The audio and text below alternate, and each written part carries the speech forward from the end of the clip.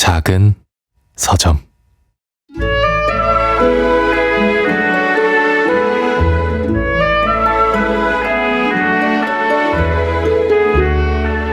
로버트가 마침내 내게 말을 걸어온 것은 가을 학기의 마지막 날이 되어서였다.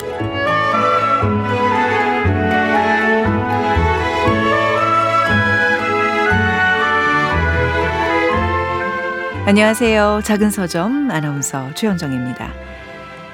오늘 소개되는 책 가운데 미국의 단편소설 앤드루 포터의 빛과 물질에 관한 이론 첫 문장으로 문을 열어봤습니다. 이맘때쯤 대학생들 사이에서 오가는 말이 있잖아요. 벚꽃의 꽃말은 중간고사다. 중간고사 보느라 만개한 벚꽃 피는 줄도 모른다. 볼멘 소리를 하는 건데요. 요즘은 기후의 심각한 변화 때문에 이것도 옛말이 되어가고 있다죠.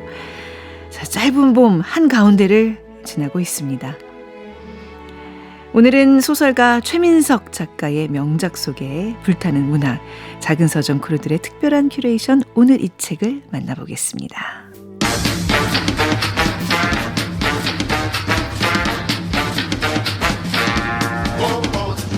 최민석의 불타는 문학.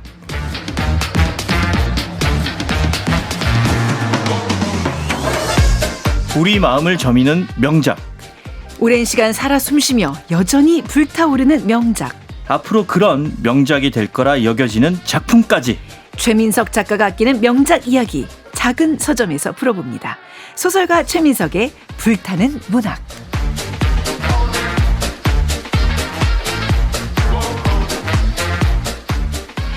최민석의 불타는 문학, 소설가 최민석 작가님 모셨습니다. 어서 오세요. 네, 안녕하세요. 네. 늘 비장하게 소개를 해주시네요.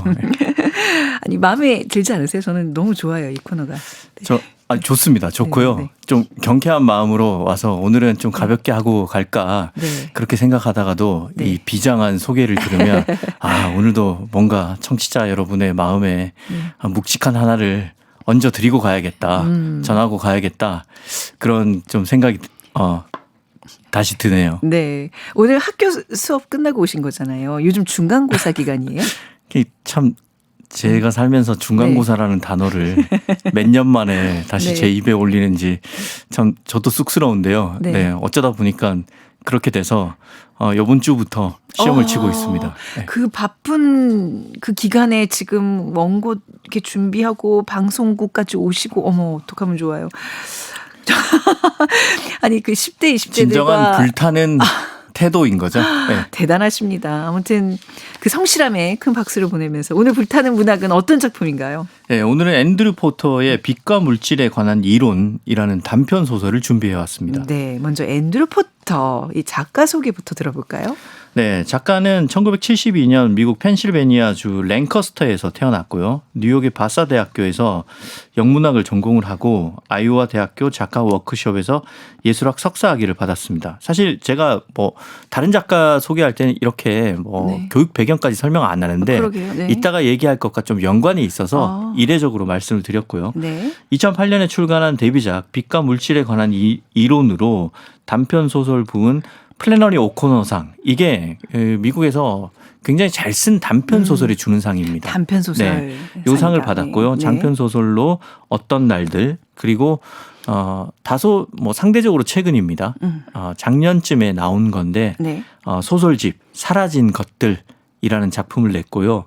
참고로 이 앤드루 포터는 굉장히 다정한 작가예요. 네. 작품뿐만 아니라 그 온라인 세계에서 굉장히 다정해서 그 인별그램 있잖아요. 네. 거기에 영어로 정말 간단하게 그냥 앤드류 포터 영어로 쓰거나 아니면 이 사람의 그 작품 제목을 영어로 쓰면 네. 해시태그를 달면 와서 좋아요를 다 눌러줍니다.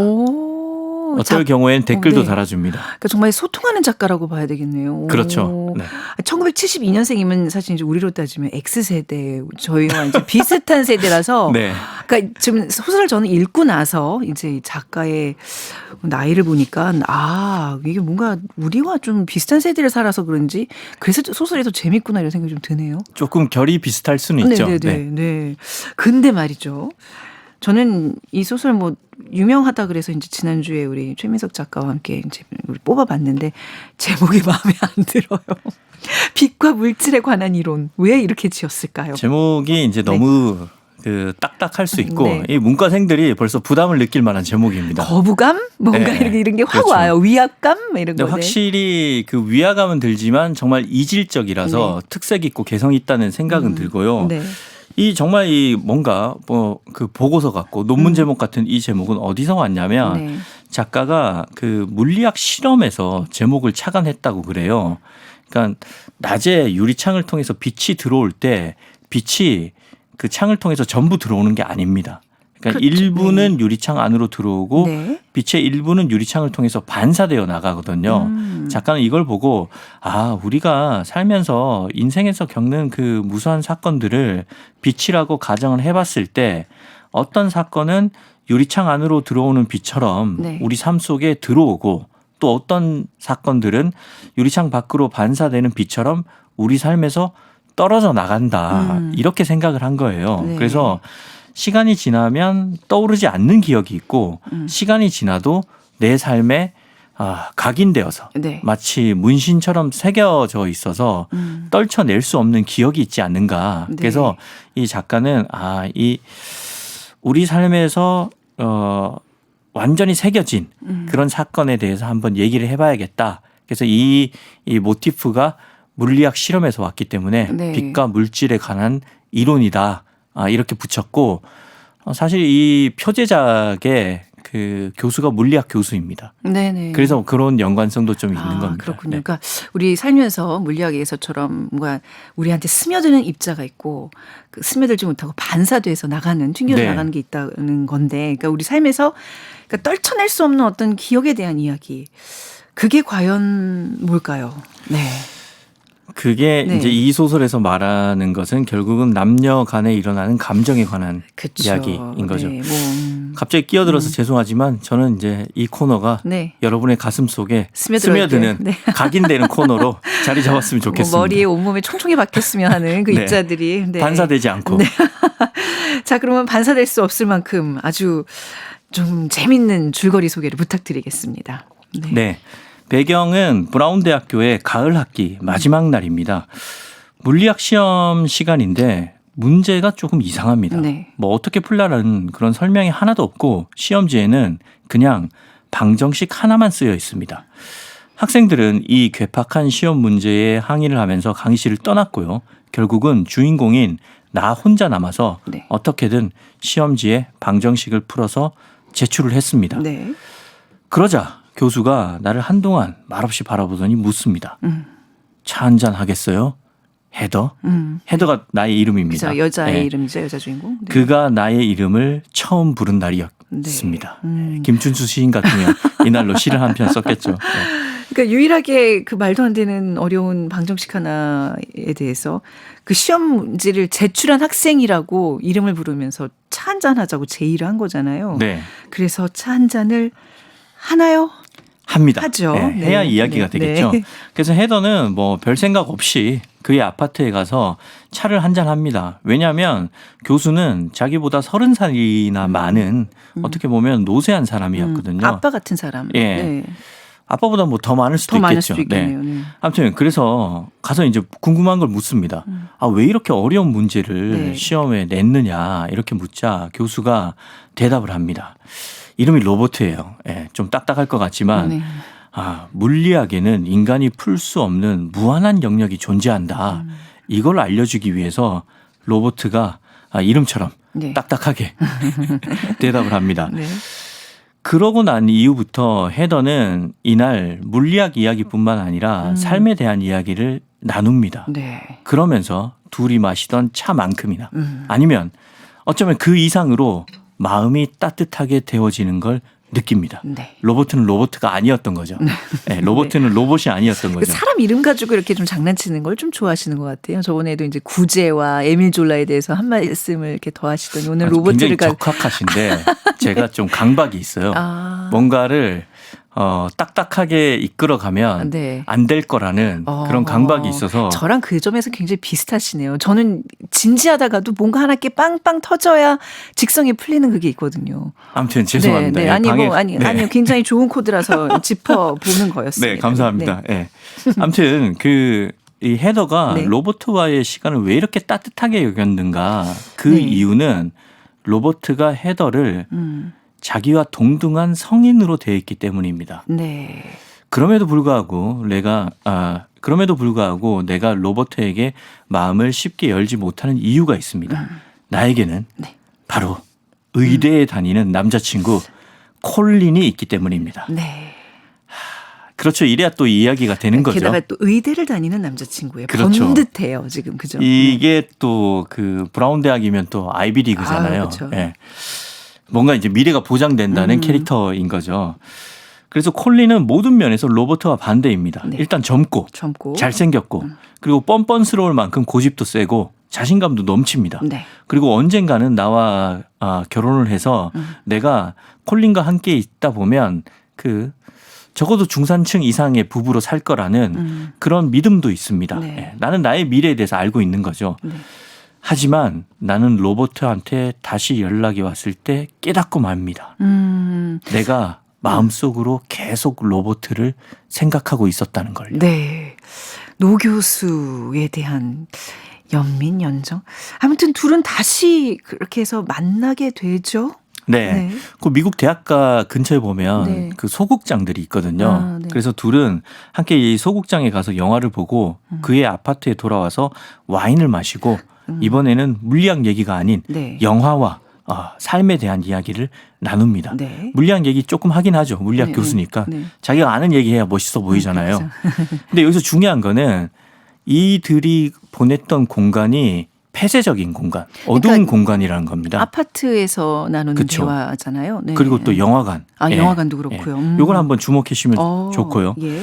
그리고 이제 헤더는 이렇게 일주일에 한 번씩 그의 아파트에 가서 대화를 나눕니다. 네. 계속 대화만 나눠요. 근데 그게 이제 소설 속에서 대화만 나누는 걸로 이렇게 얘기가 비춰지는데 맞나요? 그러니까 남녀 간의 그런 어떤 사랑은 없는 건가요? 좀 끝까지 그걸 이해를 못했거든요. 마음으로는 뭐 만리장성 이상을 쌓을 수 있지만 예. 이때까지 명시적으로 서술된 것은 대화만 나눕니다. 네, 근데 이런 소설들이 많아요. 네. 대화가 담고 있는 뭔가 중의적인 예.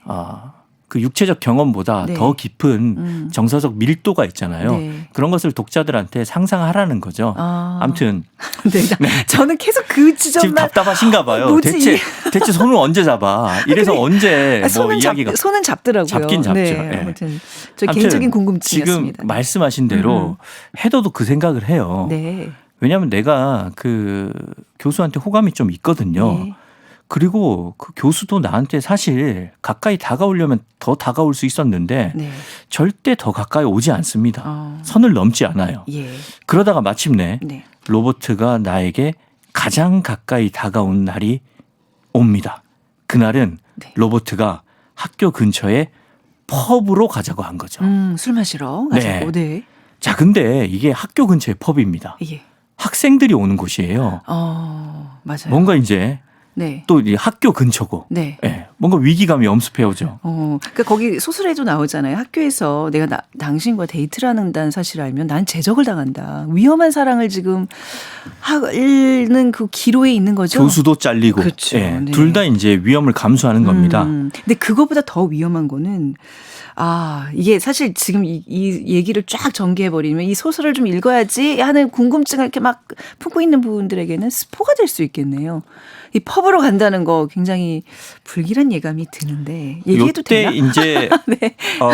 네. 스포일러가 싫으신 분은 네. 요때 이제 주인공들처럼 펍으로 대신 네. 냉장고에 가셔서 냉장고를 펍이라고 생각하시고 맥주 한 캔 따시고 맞아요. 한 두 모금 정도 멀리 가지 마시고 한 두 모금 정도 드시고 5분만 예. 어디 갔다 오시면 되겠네요. 예, 네. 그러고 돌아오시면 됩니다. 지금부터입니다. 네. 아무튼 우리는 계속 이야기 속으로 들어갑니다. 그래서 헤더는 그 제안을 수락합니다. 네. 그리고 사실 이 펍이 왜 중요하냐면 예전에 애인인 콜린과 와서 데이트를 했던 공간이기 때문에 중요한 겁니다. 그리고 마침내 로버트는 펍에서 나의 손을 잡습니다. 네. 감정이 벅차오르는 그 순간 뭔가 느낌이 서늘합니다. 네. 그래서 뒤돌아보니까 불싸. 아, 펍에 이 콜린이 남자친구 콜린이 수영부 친구들과 네. 함께 와 있는 겁니다. 그래서 콜린과 우리는 나와 교수는 눈이 마주칩니다. 네. 당황해서 내가 곧장 그의 손을 놓아버리자 로버트는 슬픈 미소를 짓고 그곳을 떠납니다. 네. 그리고 그날 새벽 콜린이 나의 기숙사 방으로 찾아와서 절박하게 말을 합니다. 무슨 일이 있었든지 상관을 안 할 테니까 두 번 다시는 그를 만나지 말아달라. 이렇게 애절하게 얘기하고 나는 그러겠다고 네. 그에게 대답을 하죠. 저는 이 시점에서 뭔가 팝에서의 무슨 활극이 벌어진다거나 뭐 그런 걸 좀 염려했는데 굉장히 깔끔하게 이 남자친구가 그냥 만나지 마 한마디만 하더라고요. 네. 이 부분도 좀 감동이었어요. 그리고 이제 그 아이비리그의 의대이기 때문에 제가 좀 이 보는 관점이 조금 남다른 거 좀 이해해 주시기 바랍니다. 네, 칼은 네, 뭐 네. 외과 의사가 네, 수술할 때 잡는 그 네. 정도 스테이크 먹을 때 정도고요. 네. 아무튼 그래서 이제 나는 로버트한테 마지막으로 이제는 더 이상 오지 않겠다. 그 말을 하기 위해서 그의 아파트로 갑니다. 네. 그러니까 안 만나겠다. 나는 당신은 이제 더 이상 만날 수 없다라는 말을 하려고 가는 거겠죠. 그렇죠. 네. 왠지 그냥 그냥 전해서는 안 될 것 같고 마지막으로 이렇게라도 한번 얼굴을 보고 싶으니까 맞아요. 가는 네. 거죠. 네. 그 마음을 알고 로버트가 얘기를 합니다. 당신은 사실 정말로 헤어지고 싶어 하는 건 아니다. 여기에 찾아온 그 사실이 당신의 마음을 말해주고 있다. 네. 그렇습니다. 로버트는 사실 나 자신보다 내 마음을 더 잘 아는 남자였습니다. 네. 하지만 이렇게 말한 로버트의 얼굴이 내 생에서 그를 본 마지막 얼굴이었습니다. 사실 이런 이별을 고할 때는 뭐 서신이나 전화로도 할 수 있는데 굳이 찾아가서 얼굴을 보고 얘기를 한다는 거. 이게 결국은 내 삶에 있어서 당신은 튕겨 나갈 수 없는 그런 입자가 될 거랍니다를 예고하는 거잖아요. 그렇죠. 그렇죠. 이게 사실 이별인데 이별 아닌 이별인 거죠. 네, 네. 둘은 이렇게 이범학 가수의 명곡인 이별 아닌 이별을 이런 애드립 좋아요. 네. 실천한 네. 거죠. 네. 네. 그리고 나는 이제 시간이 흘러서 역시 예상했다시피 콜린과 결혼을 합니다. 네. 그리고 중산층이 사는 도시로 이사도 하죠. 사실 로버트와 나는 그 이후에는 얼마간 편지를 주고받았어요. 네. 그런데 그 얼마 지나지 않아서 그 연락마저 끊겼습니다. 네. 그리고 몇 년 후 나는 의사 부부 모임에 가서 로버트가 죽었다는 소식을 듣습니다. 위궤양으로 죽었다는 네. 소식을 듣죠. 그리고 이제 소설은 마지막 페이지로 향합니다. 네. 이 죽었다는 얘기를 듣고 굉장히 통곡을 하던데, 이 대망의 마지막 페이지. 여기서 나라면 어땠을까 좀 감정이입이 좀 많이 되더라고요. 네. 이걸 남편한테 밝힐 수도 없고. 아무튼 그 10년 전에 그 일들이 이제 막 떠올랐겠죠. 네. 여자 주인공 그렇죠. 입장에서는. 네. 이제 헤더 네. 나는 로버트가 죽었다는 소식을 듣고 10년 전에 어느 날을 떠올립니다. 어느 날을. 네. 네. 그날 나는 로버트의 집에 들어가서 혼자서 그를 기다렸습니다. 네. 그의 연구실 자동 응답기에 내가 그의 집에 가서 기다릴 것이라는 메시지를 남겨두고 네. 그의 집에 갔던 거죠. 그리고 하염없이 그를 기다렸던 그날을 떠올립니다. 네. 그리고 그는 결코 돌아오지 않았던 그날을요. 네. 아니, 거기서 그런 얘기가 나오더라고요. 그러니까 이 로버트가 이제 노 교수니까 아무래도 여제자한테 당신한테 다가가면 내가 너무 미안해질 것 같다. 그랬더니 이제 헤더가 당신을 미워하지 않을까봐 두려워요. 이 얘기는 뭔가 여자 입장에서 계속 유혹을 하고 싶은데 교수는 계속 철벽 방어라 그래야 될까요? 그런 밀당이 좀 느껴졌거든요. 제가 제대로 읽은 건가요? 그 뭐 제대로 읽는다는 그 독법 같은 건 네. 없지만 네. 저도 그렇게 읽었습니다. 예. 아무리 그 헤더가 결혼을 안 한 상황이었지만 네. 그래도 남자친구가 있고 나이 차이가 이제 30살이다 네. 나다 보니까 로버트 입장에서는 둘이 아무리 서로 호감을 갖고 있는 걸 확인했지만 네. 쉽게 다가갈 수 없었던 거죠. 네. 소설이 이제 이렇게 끝이 납니다. 네. 네. 근데 여기에 좀 재밌는 묘사가 나와요. 헤더가 이렇게 이제 로버트를 잃는 장면, 그 마지막 장면, 네. 거기를 보면 상실감이 들 수밖에 없잖아요. 근데 이때의 헤더는 그 로버트의 아파트에서 창밖으로 미식 축구를 하는 또래들을 보거든요. 근데 그 또래를 보면서 왠지 이들이 나보다 한참 어리다는 생각을 하게 됩니다. 네. 그렇죠. 헤더는 그 사랑과 상실을 통해서 삶의 한 계단을 올라선 거죠. 한 계단 성숙해진 거죠. 네네. 그러면서 스스로 깨닫습니다. 로버트의 와인을 마시며 거기 어둠 속에 앉아 결국은 내가 떠나야 한다는 것을. 네. 자기가 스스로 떠나기로 성숙했기 때문에 결정을 하는 거죠. 네. 이렇게 구창모 가수의 그 아픈 만큼 성숙해지고 그 의미를 되새기면서 이 소설은 8, 90년대 K-팝이야말로 네. 동서를 막론한 인류 보편적 정서의 결과물이었다는 아. 사실을 설파하면서 네. 소설이 끝이 납니다. 네, 여기서 뭐 구창모의 노래를 들어야 되나 이범학 노래를 들어야 되나 뭔가 이렇게 지금 스토리를 정말 숨도 쉬지 않고 샥 몰아와 봤는데 노래 한 곡을 좀 들어야 되겠습니다. 가슴이 너무 먹먹해지거든요. 어떤 노래를 들을지 네. 정말 기대가 되군요. 죄송해요. 제가 고른 노래는 아닌데요. 다음부터는 우리 작가님과 좀 상의를 해서 노래를 골라주시기 바랍니다. 아, PD님의 센스를 기대했건만. 네. 네. 더피의 워윅 애비뉴입니다. 더피의 워윅 애비뉴 듣고 왔습니다. 정말 명곡이네요. 가사가 네. 어쩜 이렇게 딱 어울리는지. 가사를 다 들으셨나요? 안 들으셨어요?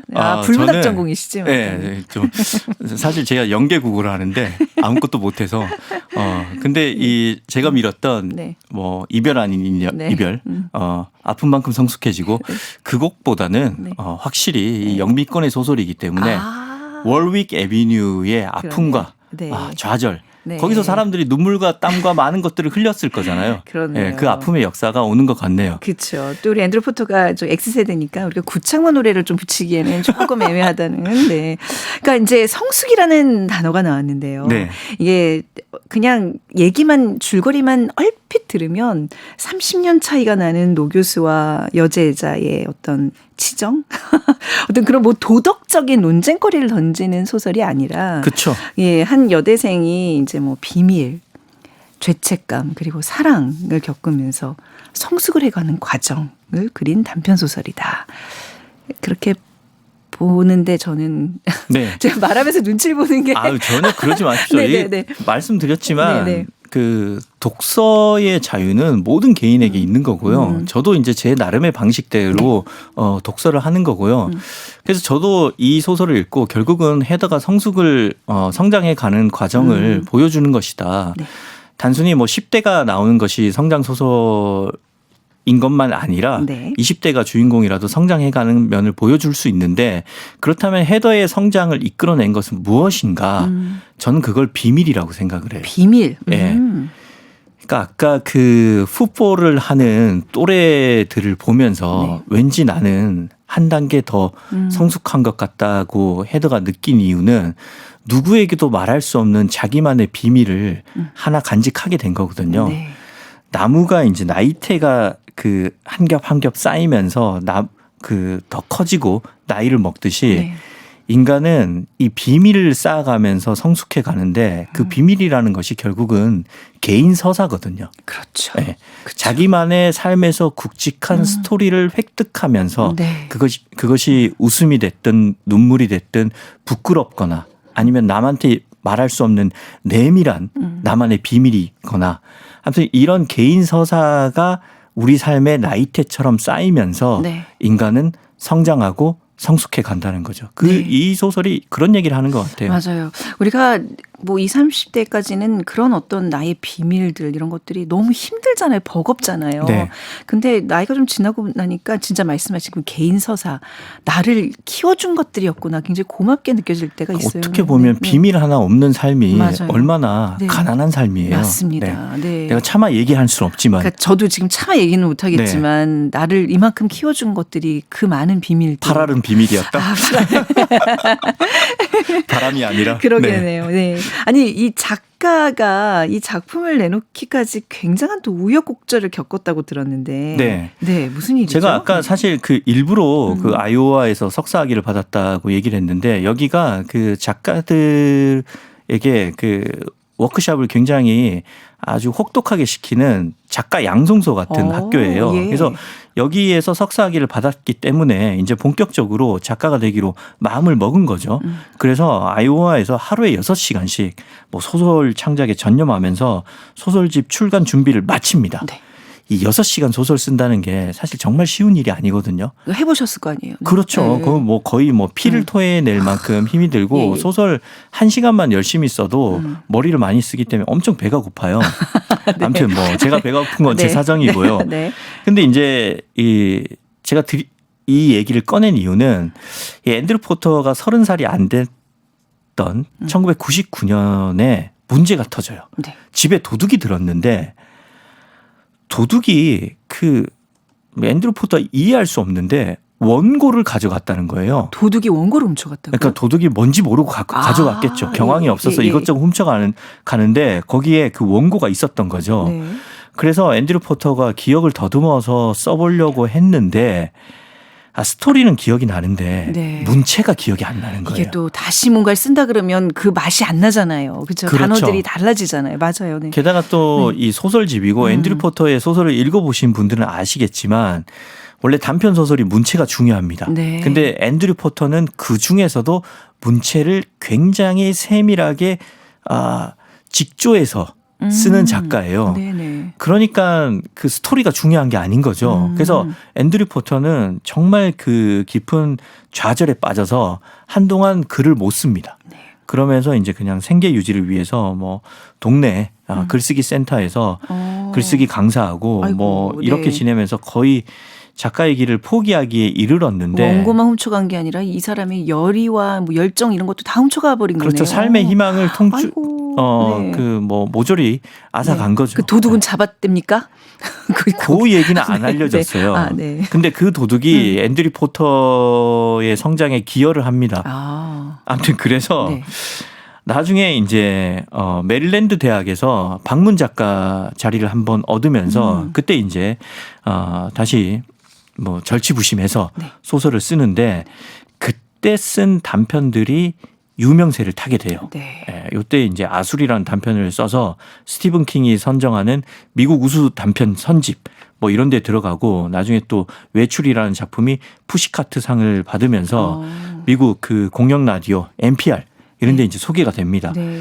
그렇게 해서 나오게 된 책이 바로 오늘 작품 빛과 물질에 관한 이론인 거죠. 그러니까 정말 죽다사라는 기사회생한 작품이라고 봐야 되겠네요. 여기 또 우여곡절이 있는 게 또요? 이게 원래는 그 출판사가 조지아 대학 출판부라고 예. 그러니까 이 작가는 지금도 대학 교수로 일하는데 예. 대학이랑 연관이 많아요. 근데 출판사 이름이 조지아 대학 출판부 뭔가 느낌이 오죠.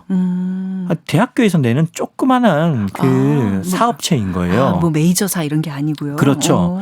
이런 데서 출간을 했는데 네. 이 소설이 아까 말씀드린 플래너리 오코너상을 수상하는 일이 벌어진 거죠. 네네. 이걸 한번 받고 나니까 그 뒤부터는 스티븐 터너상, 뭐 프랭크 오코너상, 뭐 윌리엄 사로얀상 등 뭐 이런 곳에 최종 후보로도 뽑히고 그래서 나중에는 결국은 그 랜덤 하우스에서 운영하는 굉장히 큰 빈티지 출판사가 있습니다. 네. 한강 작가의 채식주의자도 여기서 나왔거든요. 네네. 여기서 페이퍼백과 페이퍼백으로 재출간하는 일이 벌어지는 거죠. 네. 그러면서 뭐 프랑스, 네덜란드 뭐 10여 개 국가에 번역되면서 폭넓은 독자층을 확보를 했고 네. 그 후에 나중에 이제 그 안테나가 전 세계로 뻗어져 있는 네네. 김영하 작가가 자신의 팟캐스트 옛날 책 읽는 시간이라고 했었어요. 예. 거기서 이 작품을 낭독하면서 네. 한국에서도 굉장히 큰 인기를 끌었죠.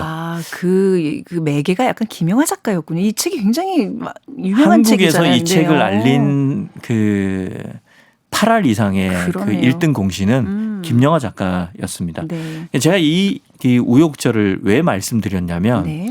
결국 인생이 어떻게 될지 알 수 없다. 포기하지 않으면 네. 길은 열린다. 그렇네요. 네. 그래서 청취자 여러분도 난관을 만나더라도 네. 포기하지 마시길 바라고 네. 그 와중에서 중요한 거는 앤드류 포터처럼 네. 늘 좋아요 네. 꾹꾹 눌러주고 댓글 늘 달아주는 이런 다정한 자세 이런 다정한 태도를 버리지 않는 것 네. 포기하지 않는 것이 중요하다. 네. 결론이 탈무드 같은 분위기로 지금. 그렇죠. 뭐 중간에 뭐 쓸데없는 농담했으니까 네. 마지막에 이런 뭐 훈훈한 네. 얘기 하나 좋네요. 남겨야죠. 네. 알겠습니다. 아니 또 우리 저희 다음 주에도 작품 하나 좀 보면서 얘기할 텐데 역시 비밀로 남겨두는 건가요? 네. 이 소설이 네. 적당히 친절하면서 적당히 불친절하거든요. 예. 저는 그래서 감동이 있었던 것 같아요. 그래서 예. 불친절을 택하시겠다고요? 네. 작품 설명은 친절하게. 네. 예. 다음에 대한 기대는 네. 뭔가 안개를 남겨놓은 것처럼. 예. 네, 두둥 어떤 작품이 우리를 또 기다리고 있을지 네, 한번 기다려 보겠습니다. 자, 최민석의 불타는 문학, 불문학 함께 하셨습니다. 다음 주에 뵙겠습니다. 고맙습니다.